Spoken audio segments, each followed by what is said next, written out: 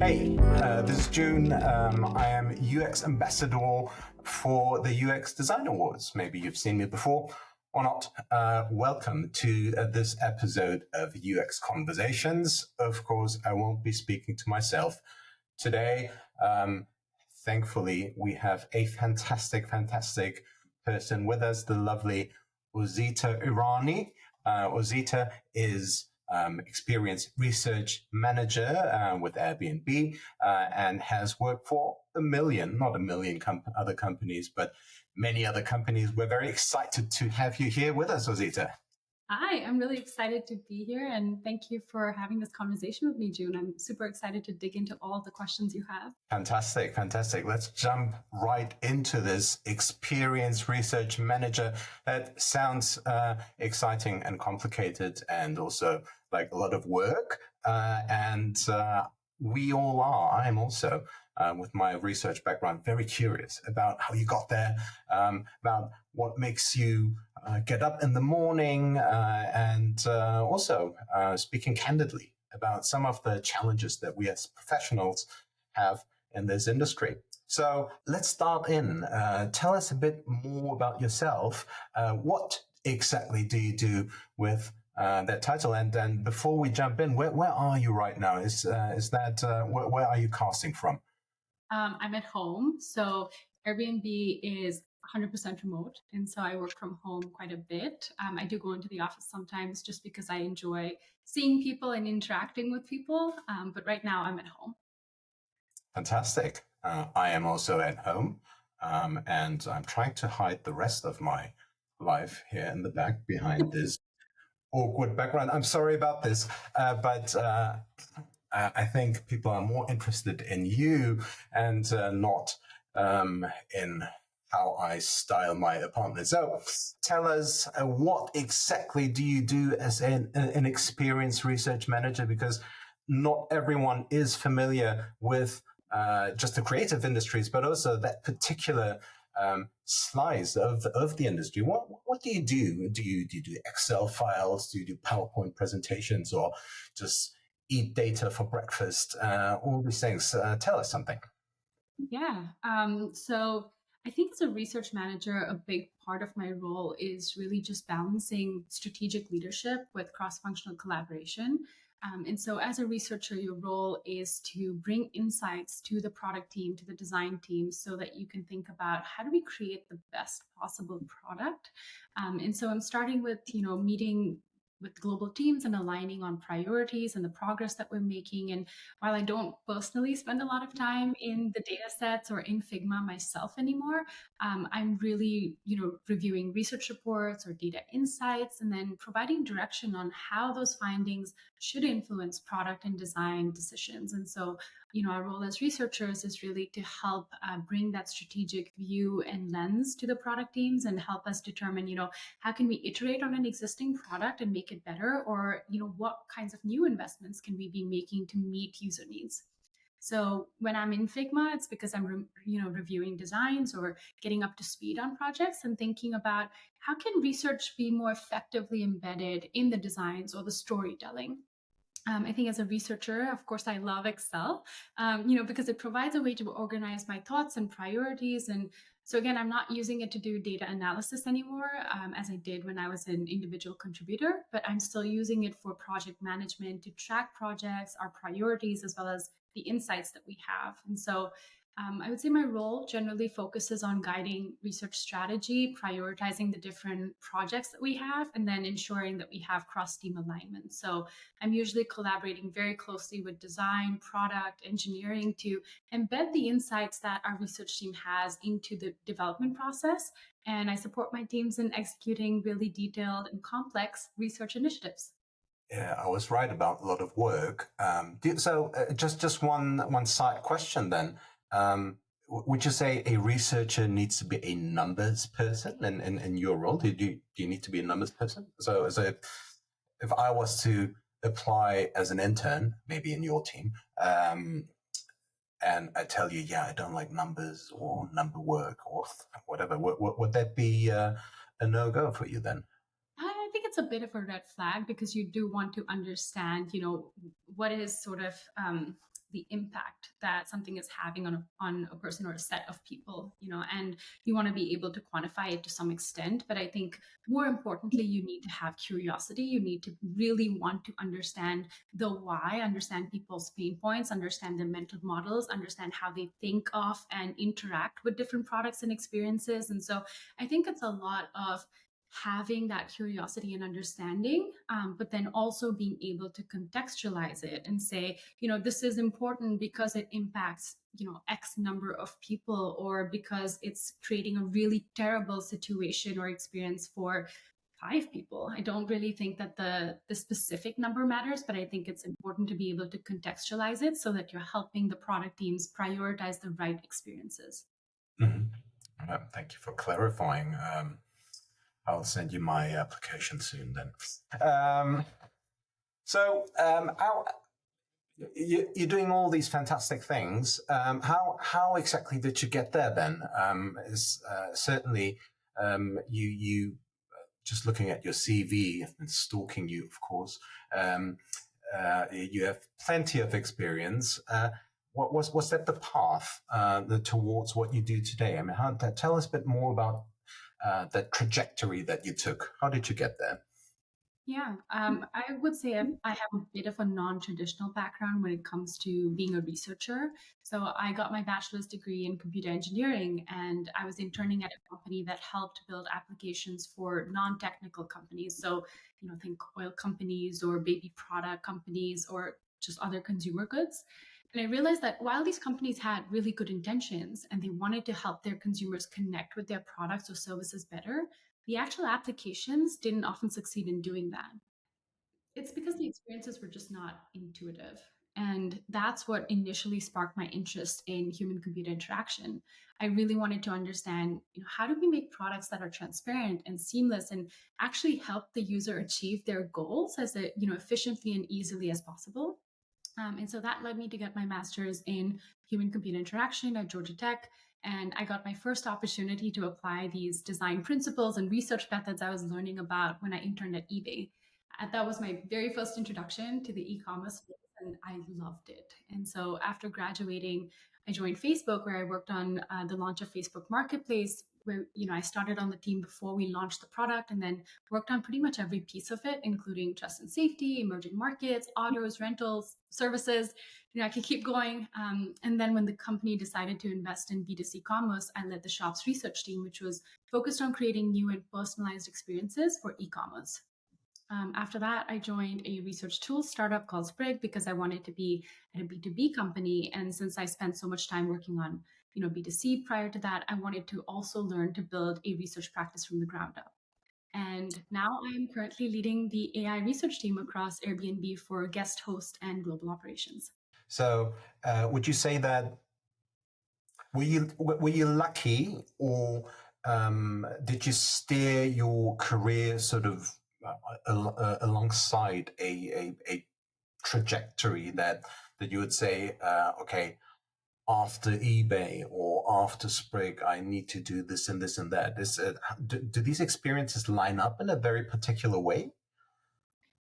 I think I have been incredibly lucky to be surrounded by some really amazing, smart, driven people. I think, even being on Facebook Marketplace, I was always surrounded by really wonderful female role models that were in director and VP positions that always advocated for more inclusive, accessible design and research. And I think that definitely helped me because it gave me a sense of what is possible and opened a lot of doors for me. And so I will say I was lucky in the sense that I have been surrounded by some really incredible people throughout my career, and I've had the opportunity to learn from them.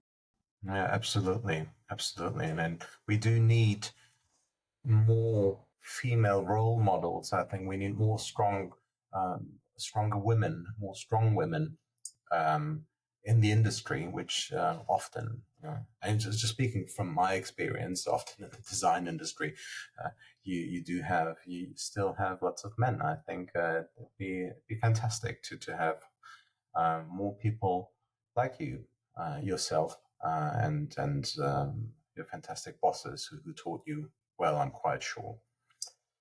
So is that really it? Did you? I mean, I'm not too sure what you wanted to become when you were a kid. I always wanted to be a cook. I think I still like eating. I still like cooking. Um, I maybe luckily never made it into a professional cuisine. What was when you were a child? Did you say when I'm old, I want to become a researcher? Is that a thing? Does that exist? I actually didn't know that being a researcher was a career path that I could have. And so I would say that that was not my dream growing up. I actually Uh-huh. thought I would be a classical pianist for a hot minute. So I definitely took like a sharp right turn there. But I realized that I wanted to become a researcher when I started studying HCI. But like I said, the seed was planted earlier when I was building those, apps for non-technical companies. And I think that really sparked my curiosity about how do you design intuitive products that are truly helping users meet a specific need and helping them connect with technology in a way that's actually joyful. And I find a lot of joy in understanding people's motivations and their needs and perceptions and really using that knowledge to help solve their problems. Um, I'm also reminded of my past when I I must admit I didn't know what a researcher is, and once you start learning about it in school, and once you start learning about what's an insight and all these things, then suddenly the universe sort of opens up, and then you start realizing, oh, okay, there's so much more. You can be very serious about what people truly want and what people truly need. So you were a student. Did you, comparing back then and today, did you expect the type of work life, the type of activities that sort of define your profession today? Did you know what you're getting into in detail? I wouldn't say that I knew exactly what it would look like. I was aware of what researchers did in an academic setting, but I Yeah. didn't initially realize that I could apply those skills to product development in consumer settings.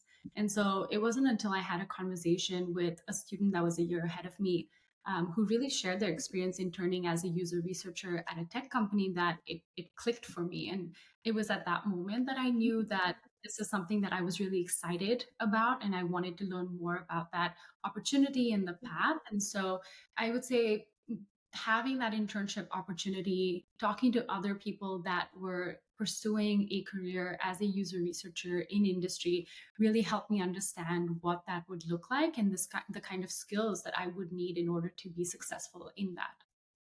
Hmm. Makes sense. Makes sense. Do you still get to do some of the stuff that we sort of engaged in when we were all students? I mean, I do remember the first years for me working as a strategist, which usually also involves research. I was missing um, that time.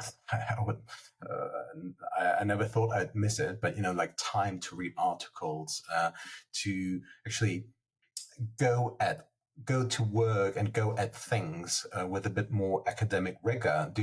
Or do you still get to do that today? Oh, I definitely feel like I do.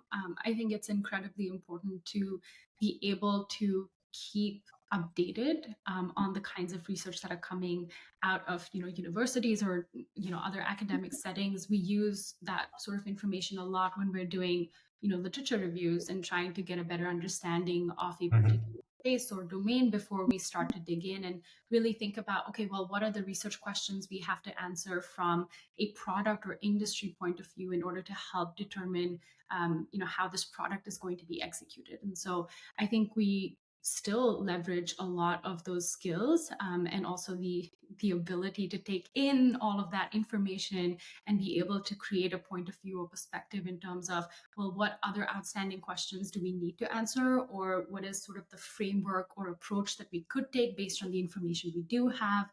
And so I definitely feel like those skills are still valuable. Oh, that's really good to hear because um, uh, I don't want to yammer about about my work life, but there are these instances when um, there is plenty of research practice, but not much time for reflection or academic research. Often, keeping these things in balance as you do is so important, and yet sometimes the realities of business life are such that that the practice comes first, and you somehow need to back up or start making sense of what you see in the world with academic research, but that's often not accounted for. Yeah. Yeah. But it's good that you have it. I think what you said is really important, right? It's about balance and understanding the purpose. Why are you trying to gather this information? You have to have a very specific goal or outcome that you're working towards. And so I think it's actually a huge time saver for me because if I already have the information available, it saves me from having to do primary research to get to the site that I'm interested in. And at the same time, I think also being able to have a very critical mindset and say, well, in which situations or domains is this applicable, in which situations is it not? And, what do we need to research or gather additional data to help support the hypothesis that we have created, right? And so I think it's important in terms of giving you a baseline or a starting point, but you really have to do the work to determine what else do we need to understand or know or uncover in order to create a really strong recommendation or narrative around what we want to do next. Absolutely.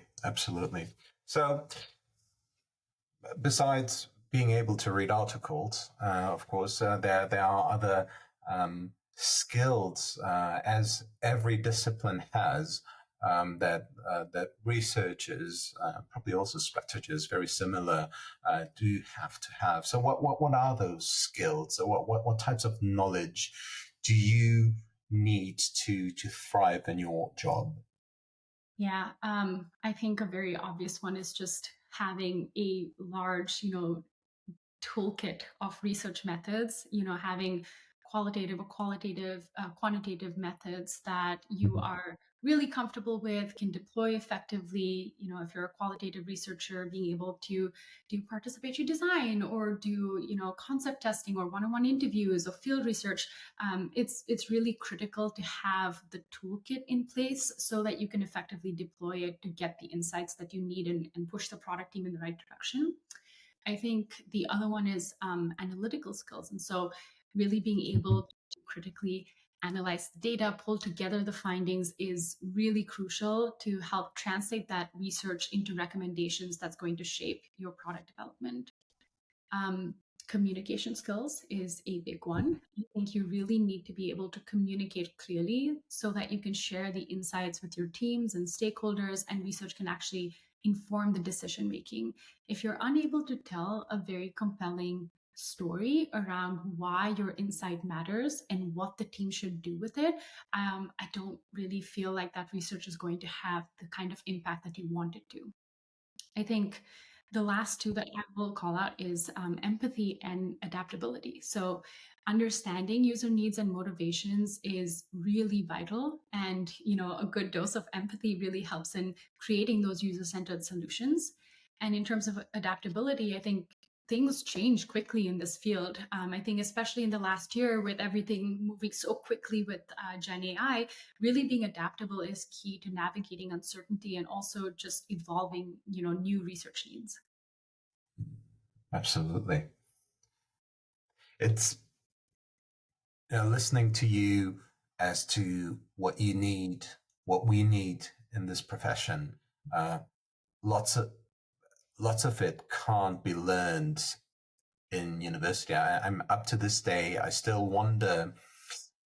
Maybe other people also wonder, where do researchers come from? Because I haven't met a single person that told me, yeah, I studied user research or whatever. We all studied somewhere else, and maybe that will come. But how have you gone about these things? How have you attained these different things? Because yes, method sets we can learn. Someone can teach us. empathy, not too sure how it can be taught exactly, but there's let's say it's harder. So how have you gotten around actually attaining this mix, this complex mix of things?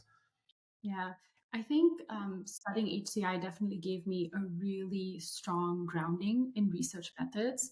But I Hmm. think being able to take that information and really apply it in a very hands-on way at, my internship and then also at my role at Facebook and beyond, I think has been how I have been able to gather these skills over a period of time. I don't think anyone comes in just knowing how to effectively collaborate, with product and design and how to really quickly influence decision making. I think those are things that you learn, as you continue to do the research and you interact with people. But I think the important thing for me was just being very open to learning and then also being very active in connecting with other researchers that have a specialization in a particular method that I'm interested in, or someone that I saw have a really great conversation with a stakeholder and convince them to do something, and learning from them and really trying to understand what are those different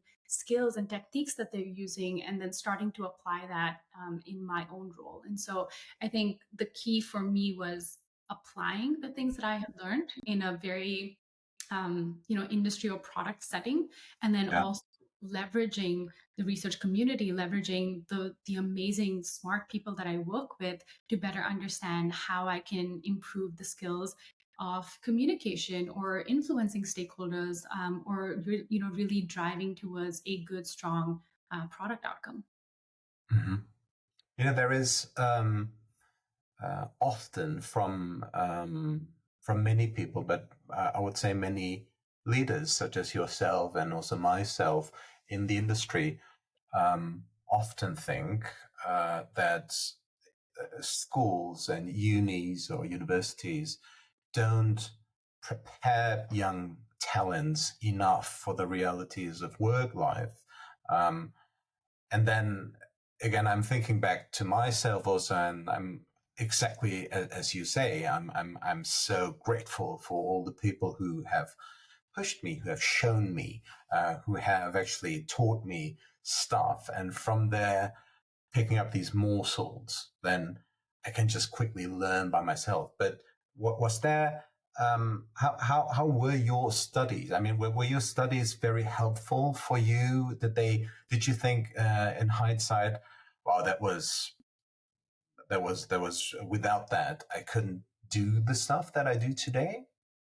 Absolutely. Yeah. I think Yeah. that they were very helpful because, like I mentioned, it really just laid the groundwork for my research skills. And then the real world experiences, my industry experience, refined those skills further. And so in university, the classes that you're, focused on are learning the research methods, and then you're figuring out how do I practically apply them. And so you're working with teams, you're working, in a group that has like different perspectives and different thoughts, and you learn to navigate through all of those things and come out with like a very strong outcome. And so in university we went through the entire product development process, from ideation to the research to the final design prototype, and then iterating that in, and we're collaborating within really close teams. And so I think that experience really helped me understand sort of what research would look like in a real context, which has been Mm. really invaluable.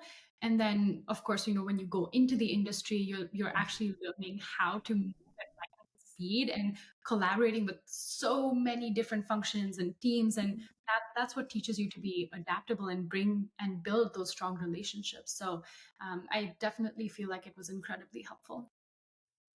Do you actually think that um, it be possible for our educational system to go even a bit further? Because um, I do agree that you get a toolkit, and unis open your perspective into the world, and they introduce you to ways of thinking, which is so important. Uh, Mhm. but then, I mean, you have the title the word manager in your title, which means that you are paid to deal with messy stuff. The managers are paid. This is why they're called managers. But are we prepared enough for the mess? For the messy things that happen. Lots of emotional labor that goes into our jobs. Is there any way that unis can prepare us for that, or would you say, well, everyone's got to learn it the hard way, and that's it's good that way? I don't necessarily feel like you have to learn it the hard way. I think it's more about putting yourself in situations and finding people that have different perspectives and have maybe different backgrounds and working with them and really understanding how can I work with this person that comes from a different background as me or has a completely different outcome or goal than I do, but how can we effectively work together to make something incredible. I think what helped me was because I was in an interdisciplinary program, I actually worked with students that came from a variety of different backgrounds. So, in a group project, I would have someone that was in the School of Psychology, someone that was in the School of Industrial Design. I was in CS, and sort of bringing those different perspectives together and really figuring out what are our unique skills and strengths and how can we bring that together effectively to come to a really good outcome. And I feel like you can find opportunities, you can find people that would have these different perspectives and create opportunities to work with them in a school or project setting that would then help you develop these skills that you would take into industry. Mhm. Looking at your CV and listening to you, what all these things you've experienced, um, and being very good and successful at what you do, it does sound like the very best job in the world, right? I mean, you live in California, you get to work with people, you deal with insights, you get to read academic articles. Is that true? Do you have the best job in the world, would you say? I'm obviously biased, but I do think I get the best job in the world. I get to figure out how to make people's experiences better, and I get to work with amazingly talented people that are bringing these ideas to life, and it's just so exciting, and it's a very fulfilling adventure every single day. I particularly enjoy that I get to work so cross functionally with so Hmm. many different functions that have such incredible ideas and such different perspectives, and figure out how can we work together to create a vision, a strategy that everyone is excited about, and something that is really truly going to help, solve a need, whether it's going to help someone just have a better experience with a product or completely change their lives and help them, create a livelihood from something that we build. Is is there a particular thing that sort of guides you, like an internal compass, something that sort of not only makes you get up in the morning, but when sometimes uh, work life is tough, it's tiring and all that. And what is this thing that you carry for yourself as a personal mission that sort of gives you so much strength that you need? Yeah. I honestly I feel like it's the thought that I get to connect with people and maybe learn something new. I truly enjoy interacting with people. I get very energized thinking about, what can I learn from them, or can I get a new perspective that, I haven't thought about this in that particular way before, but wow, that's fascinating, or, it's taught me something new or different. And so I personally value curiosity and empathy, and I'm constantly thinking about how can I put myself in the other person's shoes and really understand how they feel and think without judgment. And I think the key here is just having that genuine curiosity and drive to figure out how do you make that person's experience better? How do you solve a real problem or a need that they have? How do you make them feel joy? And I think for me, that's very personally fulfilling. Mhm. Would you say that not now or not a particular employer that you've worked with, but over your career, would you say that such positivity, and the belief in doing something really great for people, essentially. Is that well supported, enough supported? Could we have more of that with bigger brands? What's your view on that? Yeah, I do think it depends on the organization or the team or the area that you're working in, right? And Mm, some people are very driven by the thought of solving a particular problem that someone's facing. mhm, I know some researchers that are very, very excited and want to work in, like a trust and safety role or space because mhm, they feel so strongly about that, right? And so I think if you have very specific areas that you care about and think about, and you get the opportunity to work, in that area and really make a meaningful difference in it, I think that that brings a lot of joy. And I think for me personally, the experience that I've had just working with incredible people that are really driven in terms of solving, for that product or the organization that they're, currently in has been a big driver for me. But I will say, one of the harder parts of being a researcher is navigating that balance between user needs and business goals. And mm, sometimes there's a lot of pressure to prioritize quick wins over deep insights, and that can make it very challenging to advocate, for thorough research that can sort of chip away at the joy that you feel in terms of really, prioritizing or deeply understanding a problem or a user need. mm. Absolutely, I can identify with what you say.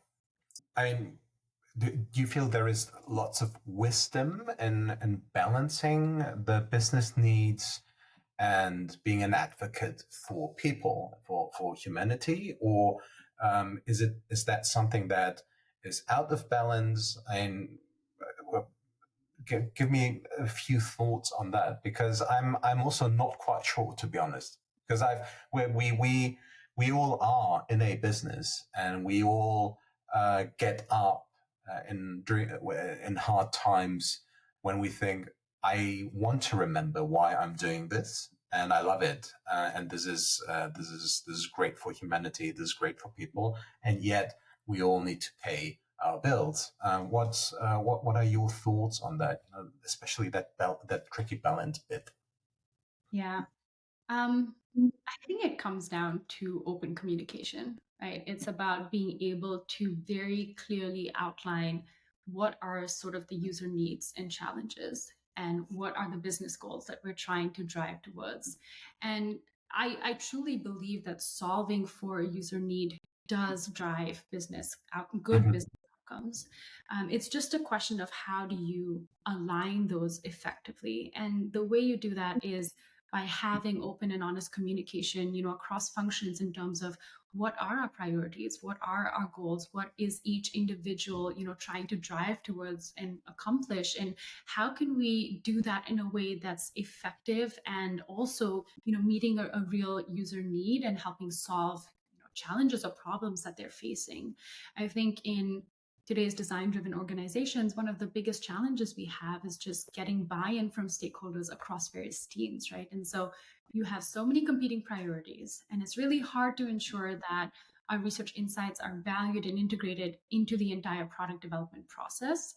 I think the closer we can stay to each function and the more we can speak to our specific audiences and talk to them about how we can help resolve or work towards the goals that they have, and the challenges that they are trying to solve, I mhm. think the easier it is to sort of sell, what we're actually trying to drive towards or accomplish. And so um, I think that having communication and then being able to have really good, honest discussion and sometimes challenging discussion about what we want to prioritize and when, um, Mm. can be hard, but it is something that you learn to do in a strong, well functioning team, and something that ultimately helps you drive to the right business decisions.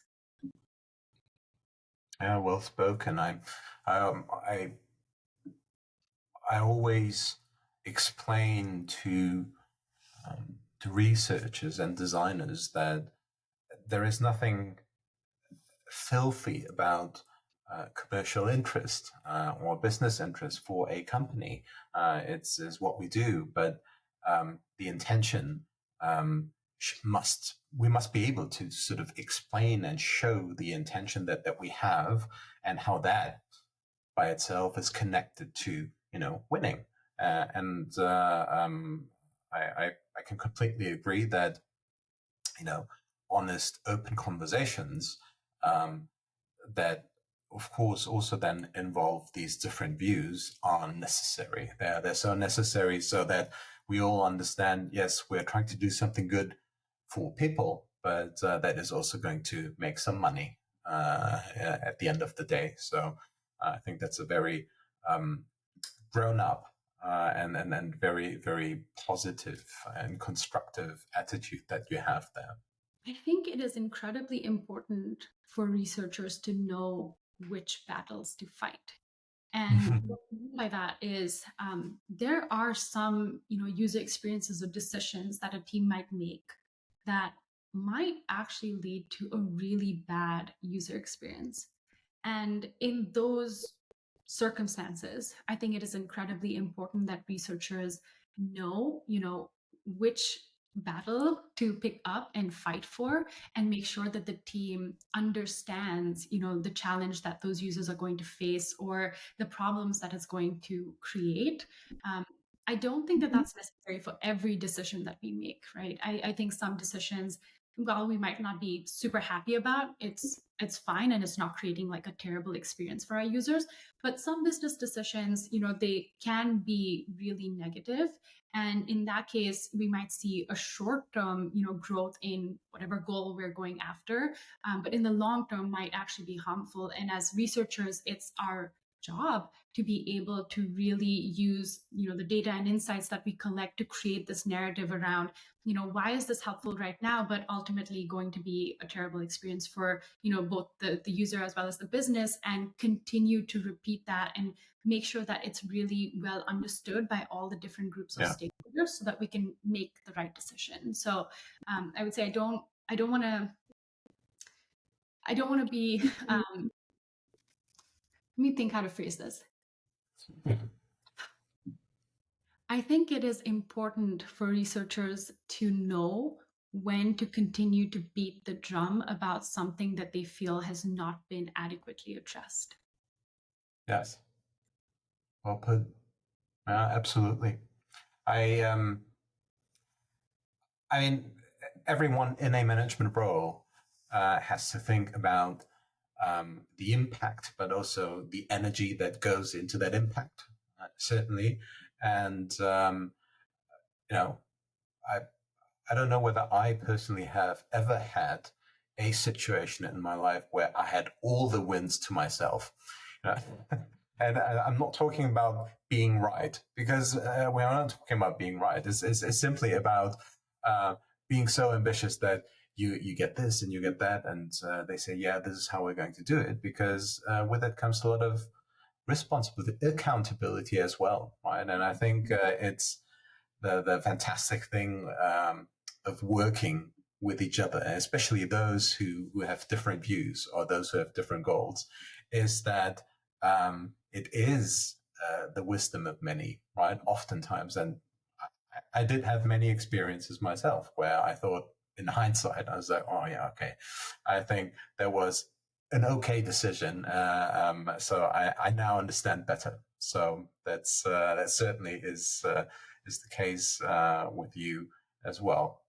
We've been talking much about research, but also you also have been talking about designers, and often we are in the creative industries, researchers and designers oftentimes. Where do you draw the line? Because there are companies that don't have researchers. They're designers, and the designers do research. And oftentimes researchers also make design decisions. I'm not talking about the craft, but really design decisions made by researchers. Where do you draw the line? Yeah. To me, research is all about understanding our users. So their needs, their motivations, their behaviors, and design focuses on translating those insights into tangible products and experiences. And so I definitely see these disciplines as two sides of the same coin. They're very interconnected and rely on each other for success. And Mm. that a strong partnership between research and design thrives on the idea that research should empower design rather than dictate solutions. And our role in research is to provide that deep understanding of the context and the problems, along with recommendations and ideas for the potential solutions that we could come up with based on that insight. But it's essential that we don't try to define the exact solution or dictate how they should be implemented. That's where design comes in. That's design's strong suit. And this approach allows designers the creative freedom to explore different possibilities and craft the best solutions, ultimately leading to innovative and user-centered product. Mhm. So, how do you see yourself? Are you a designer? Are you a researcher? Are you, or maybe I can offer you a third one. I'm a design researcher. That could also, or a research designer, well, Love. whatever we might call. But do you have a view? Yeah, do you stand on a side, left or right? Yeah, you Yes, do. definitely. I am a researcher, but Okay.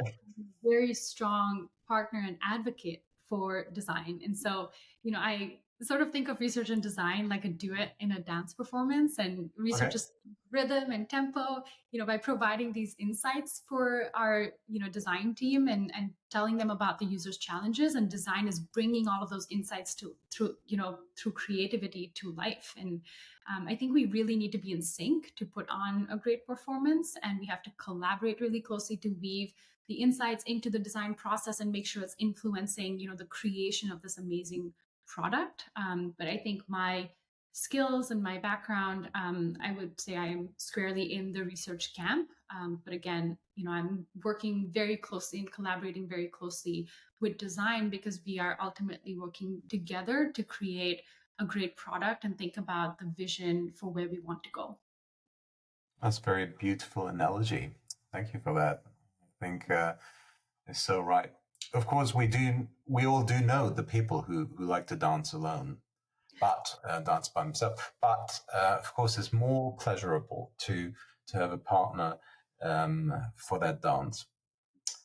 Speaking of the disciplines, then, and um, I hope I'm not summoning a shit storm here, but because it's like it's not just researchers and designers; it's like strategists and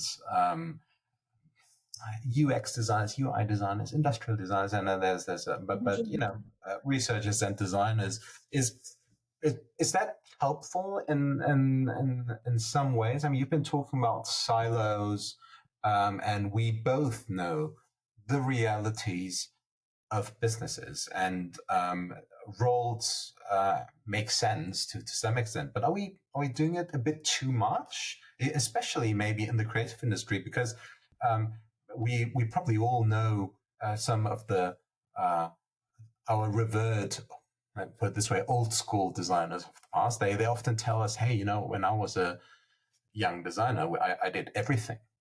I did the research myself. I did this. I did that, and I believe them.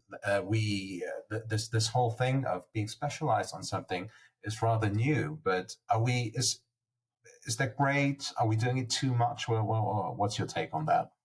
Yeah. I think, drawing lines between disciplines can be helpful to a point because it helps us clarify our roles and responsibilities. And so you have a really good understanding of each person's skill set and Mm-hmm. experience, and also what they're excited about doing, right? And you use that to then foster collaboration and integration between all of them to lead to the creation of a good product. And so I think it's about finding a balance. I think that we have just increasingly complex design challenges, and especially with the advent of AI, I think specialization has brought in experts from different fields who are able to really dive deep into their areas and push the boundaries. And I think that how design and research teams are set up is also really key in determining how they function. So, some teams are set up with design and research being embedded in a product area. Some of them are Mhm. set up with more of a consultancy model where they sort of go in and out of projects as needed. And I think each of those approaches has its own pros and cons. Embedded, you have a lot more domain expertise to stay ahead of the needs, and you can really think about where do we want to be going, whereas consulting allows you to really quickly impact different products, iterate faster, stay more efficient. I think also to your point about, in the old days, people would do everything, designers would conduct the research and then use those Mhm. to help influence the design. And I think that that's effective depending on which stage of the product you're at, or even the size of the company that you work at, right? And so Mhm. when you're at a 40-person startup, for example, there just isn't that much opportunity for research to take a very long-term view and think about what are we going to be, what are we going to invest in 2 years from now, because it's all Mhm. about iterating on a very specific MVP or product idea that the startup is centered around. Whereas at a larger company like Facebook, for example, there's so many different product investments. They're all at completely different stages. And specialization does help in that context because you have a very clear role and a very clear responsibility. And what you're doing is learning to collaborate really effectively across functions so that each person is bringing, their absolute best, expertise to that Yeah. problem. And we're using that, leveraging that effectively to come to the right solution. So I do think there's a lot of different factors that it depends on, but I don't think that there's a right or wrong. I think it really Mhm. depends on the context and the problem that you're trying to solve. Mhm. Absolutely. You talk much about the scale of things and how and the stages at which we are and how things um, make sense or don't make sense. I think one thing that by now most have understood is teamwork is a necessity. So that the things that we are dealing with these days, they are not possible to solve at least or to master without good teamwork. Have we become very good at teamwork? What do you think? Is that something that teamwork is not a specific design thing, or it's not that only creatives talk about teamwork. It's such an old idea already. Have we mastered teamwork? I mastered is a Mm. very loaded word. Only big thought. Be a work in progress, right? I Yeah. think you're always learning to be better teammates, to collaborate better, to be more open, to listen harder. I think that what I found is personally to be really helpful is really truly understanding what the other person's goals are. How do they speak? And how can I change the way that I speak or the way that I approach them to have that shared language and to build that trust and relationship so that when we're working together, we are working towards the same outcome. So I think what is hard about working in teams is that each discipline is so focused on their own area or priority that we sometimes lose connection with each other, and that's when it gets really tricky. And I think especially with fast moving teams, again bringing up AI, especially as AI is starting to get integrated into our products, design is thinking through challenges like effectively communicating AI transparency and outlining frameworks for how AI solutions are presented in context. And research is focused on working through effectively setting up and collecting feedback for the different aspects of the creation, from model accuracy to user satisfaction. And sometimes we can be so focused on what we are doing independently of each other that we forget to bring this together and have those really critical discussions about, well, what are we learning that can then change the way we're implementing or designing these solutions, right? How do we help take this insight back to engineering to help them refine or fine tune the models that they're creating? How can we take this to product to help them better understand where should we be going and what are some of the larger user needs that are best suited to AI solutions? So I think in a sense that we do have our specializations and we can get siloed, I think the important thing is to be able to take a step back and really think about, how can I take all of these amazing things that I'm learning and connect it across these different functions so that we're all coming together to share the information that we have and then come up with a shared outcome that is the most, effective use of all of our expertise. Mm. I sometimes felt and still feel that providing all in the team with a sense of an overview as to understanding that we are all working together towards something is very difficult. I mean, it's very difficult often for designers to exactly follow, as you say, why the research is doing this. Researchers often scratch their heads and ask themselves, "Oh, okay, so what about this insight? Don't you think that is critical?" Or what sort of word we want to use? And we also don't quite understand, but yet we keep going forward because efficiency and expertise are important. What are ways out of this, or what are ways to promote intermingling? To promote that people in companies get to see more, get to understand more. Is there something that you can think of beyond the good conversation, the active listening, dealing with these things? Have you had very concrete experiences on how companies can go about that? Yeah.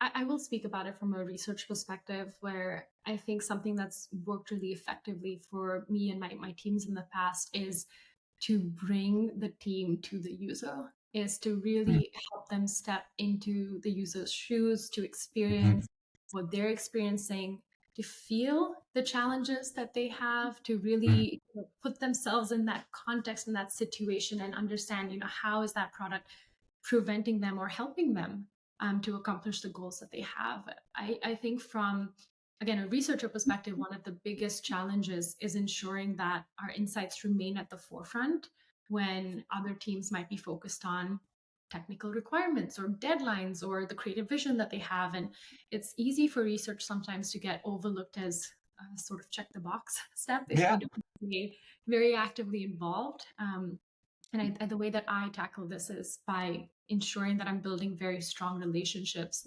across teams and advocating consistently for the value of research and making sure that our insights are shared in a way that connects with each team's goals, which, going back to what I said earlier, is like, speak to your audience in the language that they want to be spoken, to in. I think with the silos that come with specializations, I think that can slow us down or sometimes lead to misunderstandings.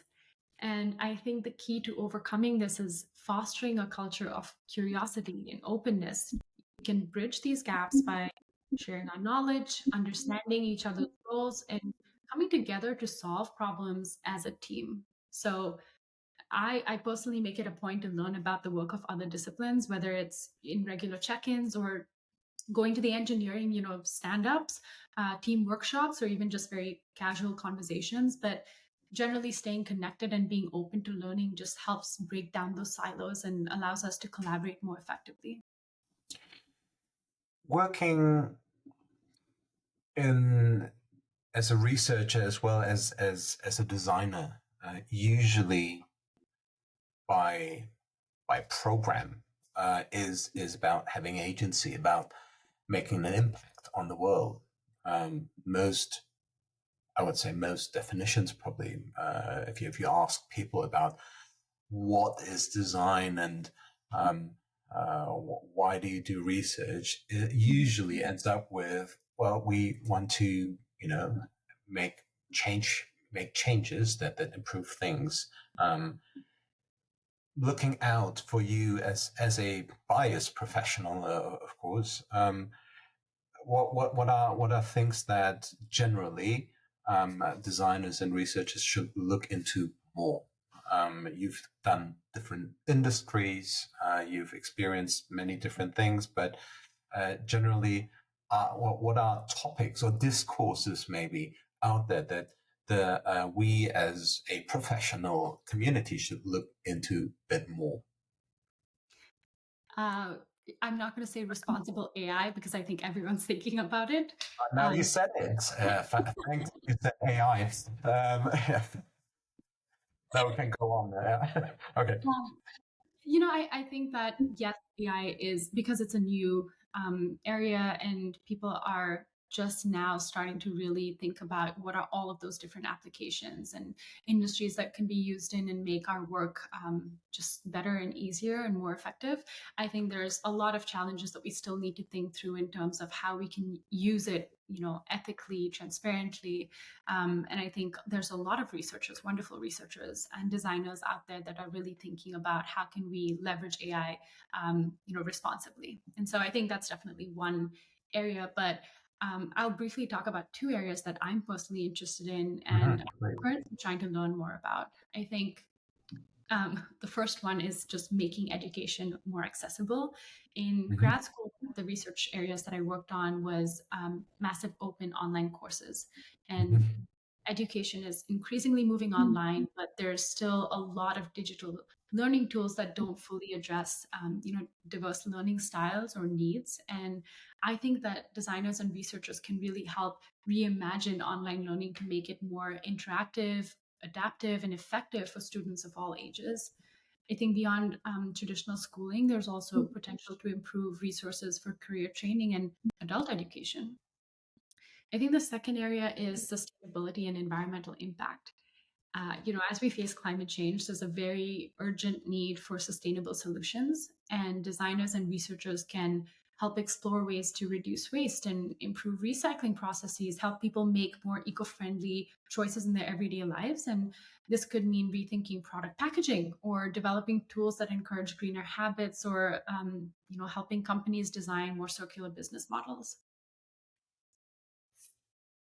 Yes, absolutely right. These two areas, and planetary impact is one thing, but especially the first one that you talked about, the social impact, and the availability of knowledge to many more people and in a more effective way. I think those are definitely. I mean, I'm very happy about the tools that are at the ready for people out there today already. But I do agree that uh, that's is a very interesting area that we can look into a bit more.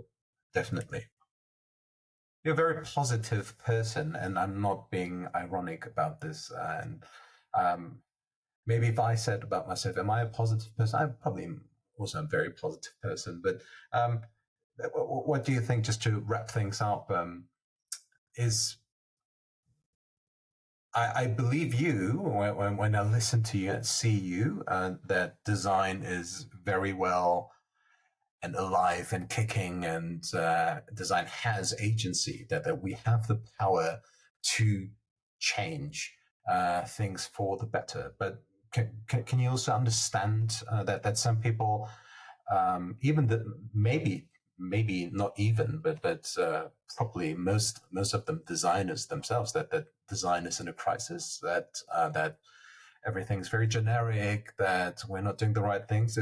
Do you understand both sides, or are you saying no, no, no, no, don't be negative? I don't think there's any point in saying no, no, no, don't be negative, because being negative and accepting or addressing the challenges that we're facing is what's going to put us on the right track, right? And so I don't I don't think that we don't have challenges. We definitely do have challenges, and I think that that is actually the only thing we can know for sure, is that there's always going to be things that need resolution or challenges that need to be resolved or difficult conversations or difficult relationships that need work in order to, help them become better.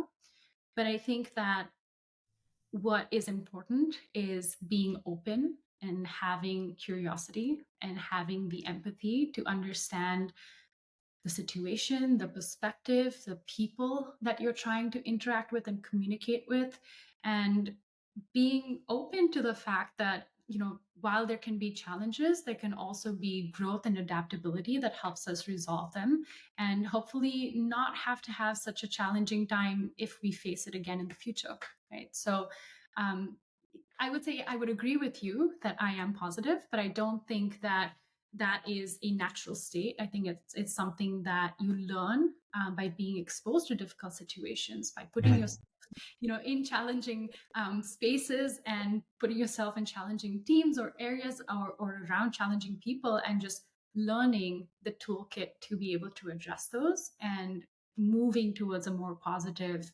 direction or solution. That sounds like a very good end to our conversation, Ozita. I'm afraid time's up already. We've been talking for more than an hour. Thank God it's been you who's been talking, because I often am told that I talk too much. So I hope I left enough space for you to speak. It was it was fantastic. It was really fantastic, and to talk to you, to hear your views.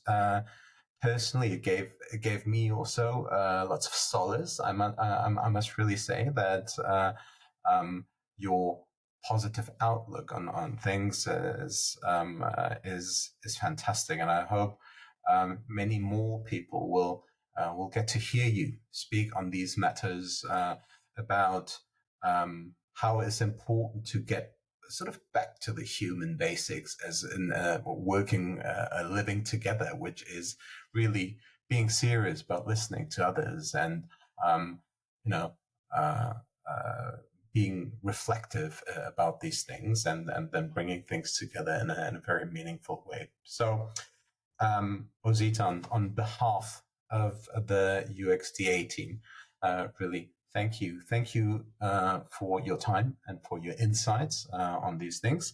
We are really looking forward to having you on the jury very soon. And I'm quite sure you will also have plenty of conversations about exactly these things. I mean, you'll be working in a team, as you say, also in the jury for it's the spring jury, I believe, for 2025. Yep. I'm incredibly excited. I can't wait. Enjoy, have a good time, and hopefully we'll get to see each other face to face, maybe. Not sure. Otherwise, we'll stay in touch one way or the other. All right. You have a good day. Have a good week. You too, June. Thank you so much for your time and this amazing conversation. It was great. Thank you. Bye.